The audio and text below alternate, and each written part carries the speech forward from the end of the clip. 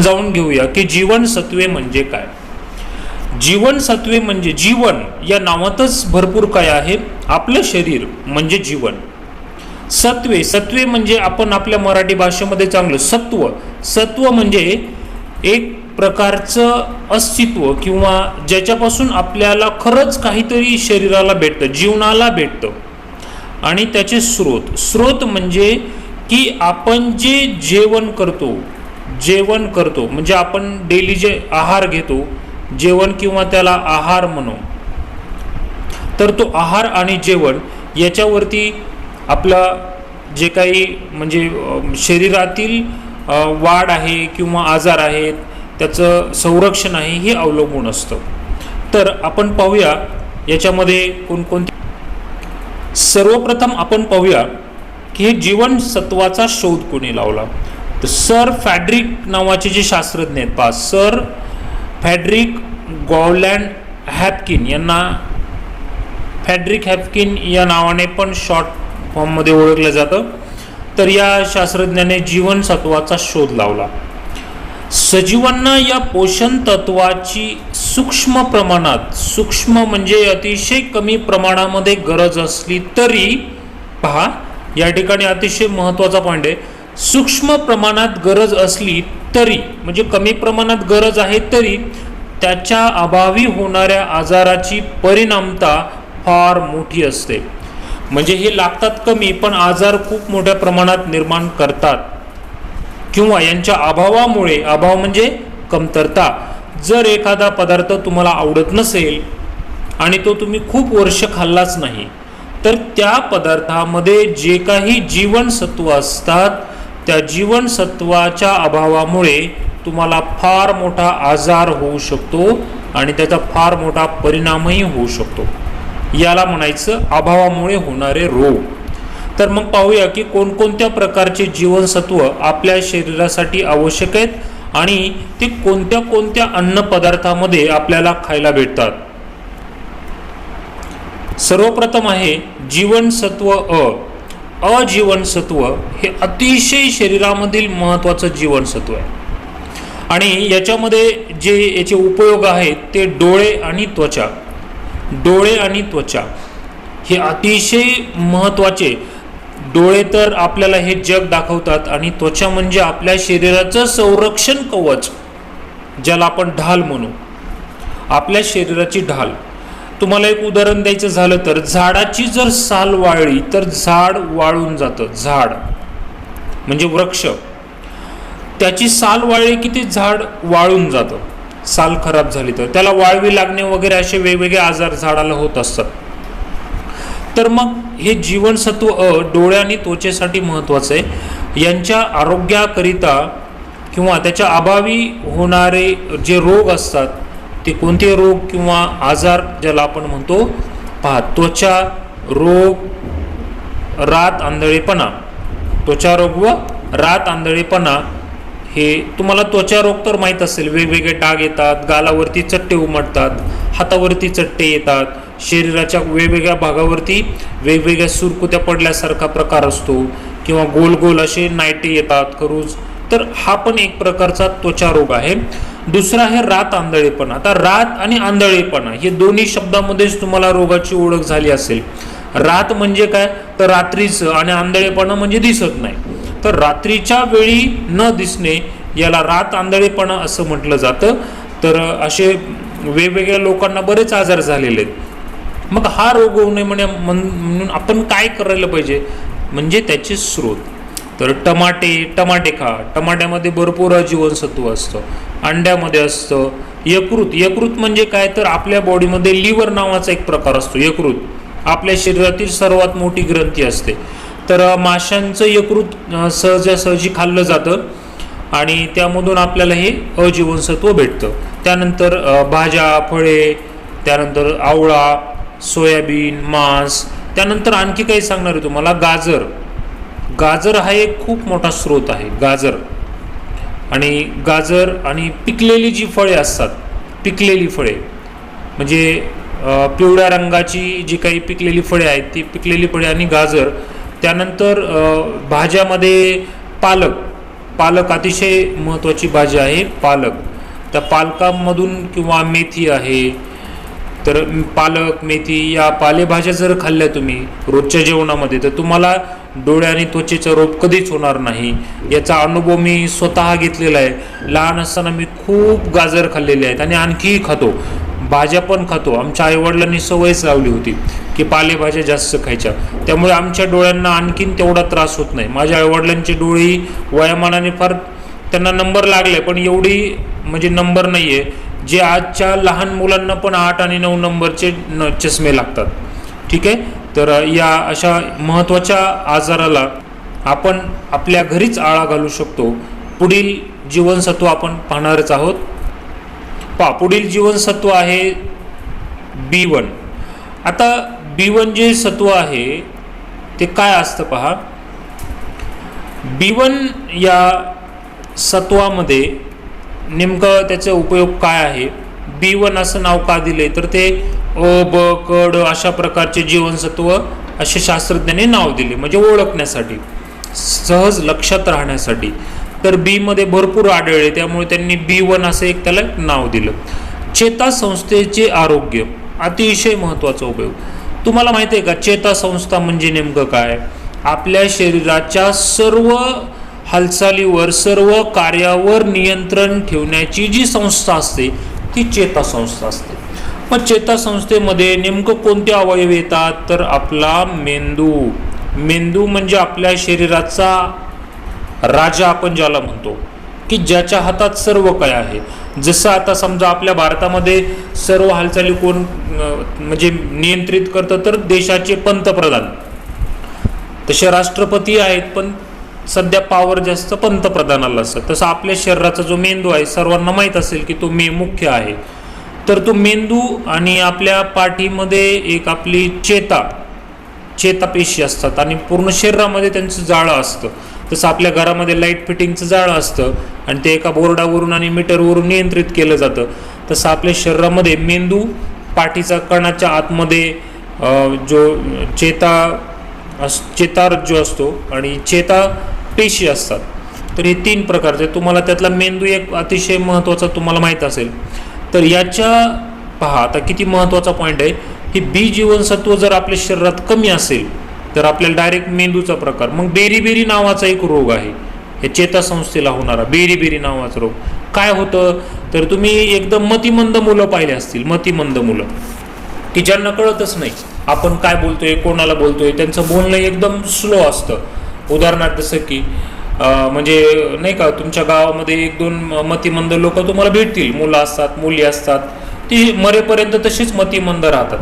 तर त्यांच्या शरीरामध्ये बी जीवनसत्व कमी असतं. आणि खेडेगावामध्ये तर असे प्रकार जास्त घडतात, शहरामध्ये पण असतात. कारण खेडेगावामध्ये पूर्वी अन्नपदार्थ कमी खायला भेटायचे, जो परिपूर्ण आहार आहे तो भेटत नसायचा. फक्त जगण्यासाठीच जेवढं अन्न लागतं तेवढंच भेटायचं. पण अलीकडे तो प्रकार कमी झालेला आहे. त्यानंतर हे कशात भेटतं आपल्याला, तर धान्य, इथे धान्य, ईस्ट आहे, त्यानंतर यकृत आहे. यकृत म्हणजे तेच माशाचं यकृत. ईस्ट म्हणजे काय माहिती आहे का तुम्हाला, जे पाव खातो ना आपण, पाव, त्यानंतर ब्रेड, त्यानंतर इडली, हे की नाही, या प्रकारचे जे पदार्थ आपल्या घरी होतात, डोसा आहे, त्यानंतर ढोकळा. तर हे जे भिजवून केलेले, आंबवून केलेले जे पदार्थ असतात त्याला ईस्ट आपण म्हणतो. जसं की आपल्या घरी नाही का मुटके केले जातात, तर हे जे पदार्थ असतात हे सर्व ईस्ट या प्रकारामध्ये येतात. जसं आपल्या गावाकडे जनावरांना, दुभत्या जनावरांना जे आंबवून पदार्थ घालतात, जसं की गव्हाची कणिक भिजवून देतात, किंवा बाजरी भिजून, किंवा पेंड असते, सरकी पेंड, ती भिजून खाऊ घालतात. भिजून खाल्ल्यानंतर त्यातले जीवनसत्व वाढतात, त्याच्यातला पौष्टिकपणा वाढतो. ठीक आहे, तर मग हे धान्यामध्ये ज्वारी, बाजरी, गहू, मका, हरभरा हे जे असतात त्याच्यामध्ये हे B1 जीवनसत्व आपल्याला भेटतं. तर तुम्ही हे जर रोजच्या रोज खाल्लं तर हा प्रकार तुमच्यात पण दिसून येणार नाही. किंवा लहान मुलं असतील तर त्यांना हे सर्व खाऊ घाला, कारण लहान मुलांची जास्त आवडीनिवडी असतात खाण्याबद्दल. तर पुढचा जीवनसत्व आपण पाहणार आहेत. पुढचं जीवनसत्व आहे B3. आणि या B3 म्हणजे बीचाच एक प्रकार आहे. तर याचा उपयोग काय आहे, तर त्वचा व केस याच्यासाठी अतिशय महत्त्वाचं हे त्वचा म्हणजे आपल्याला माहिती आहे आपलं कवच आहे, शारीरिक कवच. आपल्या शरीराचं तापमान नियंत्रित करण्याचं काम ही त्वचा करते. जसं की उन्हाळा आला की आपल्याला घाम येतो. घाम कुठे येतो? त्वचेला येतो. त्वचा थंड होते. त्वचेला छोटे छोटे छिद्र असतात आणि त्यावरती केस पण असतात. तर उन्हाळ्यामध्ये काय होतं की आपल्याला घाम येतो आणि आपली टेम्परेचर कमी होतं, तापमान कमी होतं, नियंत्रित होतं. हिवाळा आला की आपल्याला जास्त लघवीला जावं लागतं, म्हणजे आपलं त्वचा आपल्याला घाम तयार करत नाही. त्यानंतर आपले केस म्हणजे आपलं सौंदर्य असतं आणि एक निरोगीपणाचं लक्षण आहे. जर मित्रांनो खरं सांगायचं म्हणजे जर तुमच्या वाढीच्या वयामध्ये जर तुम्हाला हे भेटलं नाही तर हे केसाचे प्रॉब्लेम खूप येतात. आणि जे मुलं बाहेर शिक्षणासाठी जातात त्यांना मेसमध्ये वगैरे जेवण करावं लागतं. त्यांना जर तिथे योग्य आहार नाही भेटला तर केसाच्या समस्या आणि त्वचेच्या समस्या फार उद्भवतात. त्यानंतर याच्या अभावी होणारे जे आजार असतात तर त्वचा रोग तुम्हाला माहीतच आहे. आणि केस पांढरे वगैरे होणे, आजकाल जन्माला आलं 2-3 वर्षातच केस पांढरे होतात. मग ते म्हातार झाले असं आपण बिलकुल म्हणणार नाही, कारण वयाने ते तरुण आहे पण त्याचे केस पिकले की एक ते लक्षण आहे म्हातारपणाचं. तर ते पांढरे केस होणे म्हणजे हे B3चं अभाव असणारं एक लक्षण आहे. मग कशात भेटतं हे सर्व? तर त्याचे स्रोत दूध हे परिपूर्ण आहार असं त्याला म्हटलेलं आहे दुधाला. आणि त्यातल्या त्यात गाईच्या दुधाला तर परिपूर्ण आहार. आणि गाईच्या पोटामध्ये 33 कोटी देव आहेत असं म्हणतात, कारण ते दूध अतिशय पौष्टिक असतं. त्यानंतर टोमॅटो आहे, ऊस आहे, ईस्ट तुम्हाला सांगितलं, पाव, इडली, ब्रेड, आंबवून केलेले पदार्थ. त्यानंतर अंडी आहे.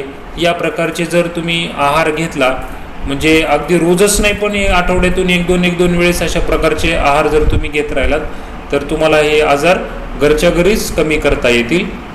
पुढचं जीवनसत्व आपण पहा. पुढचं जीवनसत्व आहे B6. या B6 जीवनसत्वामध्ये पहा नेमकं याचा उपयोग काय आहे. शरीरामध्ये रक्त संवर्धन करण्याकरिता. तर रक्त संवर्धन म्हणजे नेमकं काय? तर रक्त संवर्धनामध्ये तुम्हाला अतिशय महत्त्वाचा पॉईंट म्हणजे की तुमचा जो HB असतो, HB म्हणजे ज्याला आपण हिमोग्लोबिन म्हणतो. आपलं रक्त लाल असतं कारण आपल्या शरीरामध्ये लोह असतं. लोह म्हणजे लोखंड, पण ते द्रव्य स्वरूपामध्ये असतं, पातळ स्वरूपामध्ये. आणि त्याला HB असं आपण म्हणतो. तर डॉक्टर नाही का म्हणत की तुमच्या लाल पेशी कमी झाल्या, तर लाल पेशी म्हणजे हे HB असतं. आणि ते HB नियंत्रित करण्याकरता हे B6 अतिशय महत्त्वाचं असतं. तर त्यासाठी मग जो आजार आहे तो आजार कोणता होतो तुम्हाला जरी रक्त कमी झालं तर? ॲनिमिया. तर ॲनिमिया म्हणजे काय असतं माहिती आहे का? थोडंसं काम केलं की थकवा येणं, मरगळ येणं ज्याला आपण म्हणतो, थकवा हे त्याचं महत्त्वाचं म्हणजे प्रमुख लक्षण आहे. कंटाळा येणे, थोडंसं पळलं की लगेच धाप भरणे, किंवा थोडं काम केलं की असं आळस येणे, झोप येणे, तर हे ॲनेमिया या रोगाची लक्षणं आहेत. त्यामुळे ॲनेमिया हा जो रोग आहे तो तुम्हाला तुमच्या शरीराला होऊ नये म्हणून B6 हे विटॅमिन तुमच्या शरीरामध्ये किंवा जीवनसत्व शरीरामध्ये असणं आवश्यक आहे. हे कशात भेटतं? काय खाल्ल्यानंतर? यकृत म्हणजे पुन्हा पहा यकृताचं नाव आलं, मासे. जे नॉन व्हेजिटेरियन आहे त्यांना मासे आवश्यक आहेत, पण जे व्हेजिटेरियन आहे त्यांच्यासाठी पालेभाज्या अतिशय महत्त्वाच्या आहेत. किंवा बीट नावाची ही जी कंदमुळाचा प्रकार आहे, बीट किंवा पालक किंवा जुना एक तुम्हाला प्रकार सांगतो, हे जरी नाही भेटलं तरी खाल्लं नाही तरी काही बऱ्याच जणांना पालक आवडत नाही.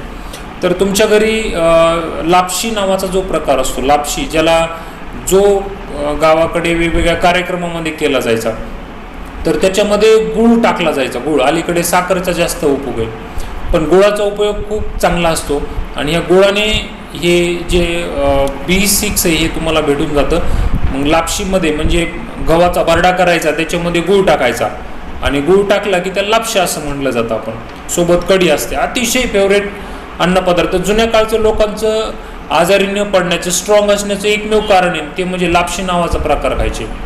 लापशी तुमच्या आजी, आपल्या आजी आजोबा, वडील, आई हे ते आवडीने खातात आणि त्यांचा एकदम आवडीचा पदार्थ आहे. ठीक आहे. तर तुम्ही अशा प्रकारे ते खाऊ शकता आणि हा रोग टाळू शकता. पुढचं जीवनसत्व आपण पाहणार आहेत. पुढचं जीवनसत्व आहे जीवनसत्व क. आता जीवनसत्व क हे जे आहे ते कशा पद्धतीचं आहे पहा. तुम्ही ऐकलं असेल की हिरड्यातून रक्त येतं, ठीक नाही, अशा पद्धतीचं काही तुमच्यामध्ये कधी लक्षणं आढळायचं, दात घासताना हिरड्यातून रक्त येतं, तर ते नासकं रक्त असतं. तर पहा इथे तुम्हाला दात व हिरड्याच्या आरोग्याकरिता हे व्हिटॅमिन सी म्हणजे ज्याला जीवनसत्व क असं आपण म्हणतो, ते जीवनसत्व क आपल्याला आवश्यक असतं. पहा याच्या अभावी कोणता रोग होतो, तर जो रोग आहे त्याला आपण स्कर्वी असं म्हणू. स्कर्वी, तर स्कर्वी नावाचा जो प्रकार असतो तो कोणता असतो पहा, स्कर्वी. तर याच्यामध्ये काय होतं, तर हिरड्या सुजतात, हिरड्या सुजतं, हिरड्यामधून रक्त येतं. आणि मित्रांनो तुम्हाला एक अतिशय महत्त्वाचा पॉईंट सांगतो की माणसाचे जर दात चांगले असतील ना तर माणसाचं शरीर चांगलं असतं. दात मजबूत पाहिजेत आणि दात मजबूत राहण्यासाठी तुमचे हिरडे मजबूत पाहिजेत. आणि हिरडे मजबूत राहण्यासाठी तुम्हाला जीवनसत्व क हे अतिशय महत्त्वाचं आहे. आणि क जीवनसत्व जर भेटायचं असेल तर तुम्हाला काय खायला पाहिजे, तर त्याचे स्रोत काय आहेत ते पहा. लिंबूवर्गीय फळे, लिंबूवर्गीय म्हणजे आंबट फळे, चिंच, लिंबू, आवळा, टोमॅटो, त्यानंतर संत्री, मोसंबी इत्यादी, किंवा जे आपण कोबी खातो ना कोबी, तर कोबीमध्येही पण हे जीवनसत्व आढळून येतं. तर आंबट पदार्थ खा म्हणजे तुमच्या दात आणि हिरडे एकदम मजबूत राहतील. म्हातारपणाचं ते एक लक्षण आहे, दात पडले की समजायचं म्हातारं होऊ लागलं. दात दोन प्रकारचे, लहानपणी पाडणारे वेगळे आणि त्याच्यानंतर जे आलेले म्हणजे दुधाचे दात पडले की नंतर परमनंट दात येतात. तर ते एकदम मजबूत राहण्यासाठी, दात मजबूत राहण्यासाठी तुम्हाला हे व्हिटॅमिन क आवश्यक आहे. पुढील व्हिटॅमिन आपण पाहणार आहेत. जे व्हिटॅमिन डी म्हणजे ज्याला आपण ड जीवनसत्व, ड जीवनसत्व असं आपण म्हणू मराठीमध्ये. तर ते ड जीवनसत्व जे असतं ते ड जीवनसत्व. आता ड जीवनसत्व याच्यामध्ये अतिशय महत्त्वाचा पॉईंट सांगतो तुम्हाला की ड जीवनसत्वाला एक आपण नाही का गावाकडे कोवळ्या उन्हामध्ये उभा राहणे, कोवळ्या उन्हामध्ये उभा राहणे. मग कोवळ्या उन्हामध्ये जर उभा राहून हे ड जीवनसत्व मिळत असेल तर ते आपण का नाकारलं पाहिजे. अलीकडे माणसांना उठलं की उशिरा उठणे, उशिरा उठेपर्यंत कोवळं ऊन निघून जातं, ठीक नाही. आणि उशिरा कोवळं ऊन निघून गेलं की मग ते ड जीवनसत्व कसं भेटणार, कारण ते सूर्यप्रकाशामध्ये, कारण सूर्यामध्ये विश्वातली सगळ्यात मोठी एनर्जी म्हणजे जी ऊर्जा आहे ती आहे. व ती ऊर्जा जर आपल्याला भेटायची असेल तर आपल्याला आवश्यक आहे ते म्हणजे जीवनसत्व ड. आता याचे उपयोग काय आहेत, आपल्या रोजच्या जीवनामध्ये याचे काय उपयोग आहेत ते आपण पाहूया. दातासाठी तर महत्त्वाचं आहे, कारण हाडं मजबूत करण्यासाठी हे ड जीवनसत्व महत्त्वाचं आहे. मग दात हे हाडाचाच एक प्रकार आहे. हिरड्या मजबूत ठेवतं, हाडे आणि त्वचेचे आरोग्य. पहा तुम्हाला जर त्वचा रोग असेल तर रोज सकाळी उन्हामध्ये जर तुम्ही अर्धा तास उभा राहिलात, कोवळ्या उन्हात उभं राहणं म्हणजे थोडं फिरणं, व्यायाम करणं नाही का. ते जे पूर्वीचा प्रकार असायचा सूर्याला अर्ध्य द्यायचं म्हणजे असं पाणी घ्यायचं ओंजळीमध्ये सूर्याला व्हायचं, ते असं भरपूर वेळा करावं लागायचं, जेणेकरून सूर्यप्रकाश अंगावरती जर पडला तर त्वचेचे सर्व रोग नाहीसे होतात. घेतलेला अनुभव आहे आणि खरं आहे हे. कारण आमच्याकडे माझ्या मित्राची एक लहान मुलगी होती, जन्मताच तिचा ब्लड रिपोर्ट म्हणजे रक्ताचा जो रिपोर्ट आहे तो थोडासा बिघडलेला होता. मग आम्ही त्यांना सरळ एक सजेशन म्हणजे औषधं पण चालू ठेवले आणि कोवळ्या उन्हामध्ये बेबीला म्हणजे त्या बाळाला एक 8 दिवस त्याला कंटिन्यू कोवळ्या उन्हामध्ये सकाळी जर ठेवलं, डॉक्टर पण सांगतात, लहान बाळाचे डॉक्टर पण सांगतात कोवळ्या उन्हामध्ये उभा राहा, तर त्या मुलीचे जे रिपोर्ट आहेत त्या बाळाचे रिपोर्ट हे परत व्यवस्थित झाले. तर अशा प्रकारे हे ड जीवनसत्व म्हणजे एक प्रकारचं संजीवनी आहे, जीवन आहे. याच्या अभावी कोणते रोग होतात, तर अस्थिचा मृदूपणा, अस्थि म्हणजे आपली हाड, आपली हाडं. मृदूपणा म्हणजे मऊपणातून ठिसूळ होतात, पडलं की हाड मोडलं असा जो प्रकार आहे, तर तो या ड जीवनसत्वाच्या अभावी आपल्याला होऊ शकतो. दंतक्षय म्हणजे दातांची झीज होते, लवकर नाहीशी होतात, म्हातारपण लवकर येईल. त्यानंतर त्वचारोग, तर डॉट वगैरे त्वचावरती नाही का, म्हणजे नायटे खरूज असं जर प्रकार असतो तर तो सूर्यप्रकाश म्हणजे ड जीवनसत्वामधून आपल्याला बरा करता येऊ शकतो. स्रोत कोणते आहेत ते पहा. मासे, कॉड लिव्हर म्हणजे तेच माशाचं वगैरे ऑइल असतं, किंवा घोरपड नावाचा जो प्रकार असतो तो जो प्राणी आहे घोरपड, सरपटणारा प्राणी, तर त्याचं लिव्हर म्हणजे यकृत जर तुमच्या शरीरामध्ये गेलं किंवा त्याचं एक ऑइल निघतं, ते जर तुम्ही खाल्लं तर तुम्हाला ड जीवनसत्व भेटून जाईल. त्यानंतर अंडी आहे, सूर्याची कोवळी किरणं आहेत, हे तर सगळ्यात फुकट भेटणारं, फ्री ऑफ कॉस्टमध्ये, खायची गरज नाही, काय नाही, उन्हामध्ये थांबायचं, तुम्हाला ते भेटून जाईल. तर अशा प्रकारे तुम्ही तुमचे हाडं मजबूत ठेवू शकता. तर पुढचं जीवनसत्व पाहणार आहेत. जीवनसत्व ई. हे जे ई जीवनसत्व आहे हे अतिशय महत्त्वाचं जीवनसत्व आहे. आणि तुम्हाला जर ई जीवनसत्व हे ई जीवनसत्व जे आहे ते अतिशय महत्त्वाचं आहे, कारण पृथ्वी तलावर येऊन कुटुंब निर्मिती करणे हे माणसाचं प्रथम कर्तव्य मानलं जातं. म्हणजे ज्याला आपण प्रजनन असं म्हणू. प्रजनन म्हणजे लग्न करणे, मुलं बाळं तयार करणे, जन्म देणे, मुलांना जन्म देणे. प्रत्येक प्राण्याचं पृथ्वीवरील वैशिष्ट्य आहे की आपापले कुटुंब आपलं पुढं चालू ठेवणे, आपली प्रजाती पुढं चालू ठेवणे, या पृथ्वीवरती आपलं अस्तित्व टिकून ठेवणे. तर हे प्रजननासाठी विटॅमिन ई अतिशय महत्त्वाचं आहे. मग या अभावी होणारे जे आजार आहे, वांजपणा, मित्रांनो पूर्वीच्या काळी बंधू बाबा वगैरे याच्यावरती औषध द्यायचं असं म्हणायचे, तर चुकीचं आहे. तर ते प्रकार काय आहे, जर तुमचा आहार योग्य असेल तर तुमच्या जे प्रजनन करणारे जे अवयवात आहेत, प्रजनन संस्था ज्याला आपण म्हणतो, त्यांची वाढ चांगली होते. आणि त्यांची वाढ चांगली झाली की ॲटोमॅटिकच ते तुमच्या प्रजननासाठी सपोर्ट करतात. पण जर त्याची वाढ व्यवस्थित झाली नाही तर हे वांजपणा हा नावाचा प्रकार इथे अतिशय बऱ्याच स्त्रियांमध्ये पुरुषांमध्ये आढळतो. तर ते कसं टाळू शकतो, तर अंकुरित कडधान्य खायचे. मटकी अतिशय महत्त्वाची, मोड आलेली मटकी खायची, मूग खायचे, जे तुम्हाला प्रजनन क्षमतेसाठी चांगले आहेत. पुरुषांसाठी कांदा असेल किंवा फळं असतील, तूप असेल, असे पदार्थ खाल्ले जातात. काहींना जे गरीब कुटुंबातले त्यांना काही पदार्थ खायला भेटत नाही, पण घरी जर जनावरं वगैरे असतील तर तूप स्वाद घरच्या घरीच तयार होते. हिरव्या पालेभाज्या आणि दूध हे दोन्ही परिपूर्ण आहार मानले जातील, कारण याच्यामधून बऱ्याच प्रकारचे आजार हे कमी होतात. तर हे अतिशय महत्त्वाचं विटॅमिन ई पाहिलं आपण. त्यानंतर पुढील विटॅमिन पाहणार आहोत. तर पुढचं आहे जीवनसत्व म्हणजे विटॅमिन के. तर विटॅमिन के अतिशय महत्त्वाचं आहे. रक्त गोठण्याच्या प्रक्रियेमध्ये, रक्त गोठणे म्हणजे काय, खपली येणे आपलं थोडक्यात सरळ साधे सोप्या भाषेमध्ये. खपली येणे म्हणजे समजा तुम्ही खेळता काहीतरी खरचटलं, कापलं आणि रक्त निघल्यानंतर दाबून धरल्यानंतर थोड्या वेळाने त्याच्यावरती खपली येते, रक्ताची एक लेअर तयार होते आणि रक्तप्रवाह हा थांबला जातो, शरीराच्या बाहेर पडणारा प्रवाह थांबला जातो. मग जखमा लवकर बऱ्या होतात, लवकर त्याला खपली येते. तर रक्त गोठत नाही असा हा एक प्रकार असतो. तर मग हे कमी होण्यासाठी तुम्हाला काय आवश्यक आहे, तर पालेभाज्या, कोबी हे खाणं गरजेचं आहे.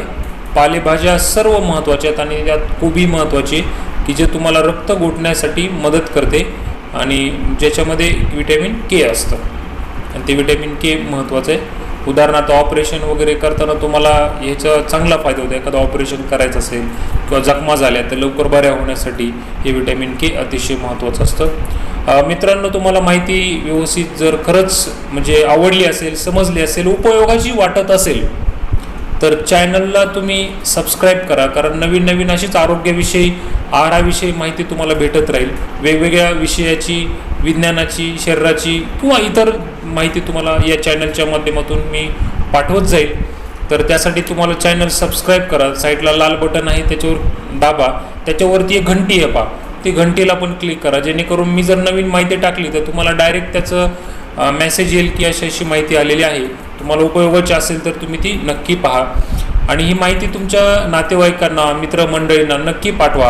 आपण इतर मेसेज तर पाठवतोच, पण एक चांगली माहिती असेल तर नक्कीच पुढच्याच्या उपयोगाची असेल, कदाचित त्याच्या जीवनामध्ये त्याचा नक्की उपयोग होईल. आणि तुम्ही हे खरंच जीवनामध्ये अंमलात आणा आणि त्याचा उपयोग तुमच्या शरीराला, कुटुंबाला होईल. धन्यवाद. ही माहिती पुन्हा एकदा सांगतो, सर्वांना पाठवा. थँक्यू.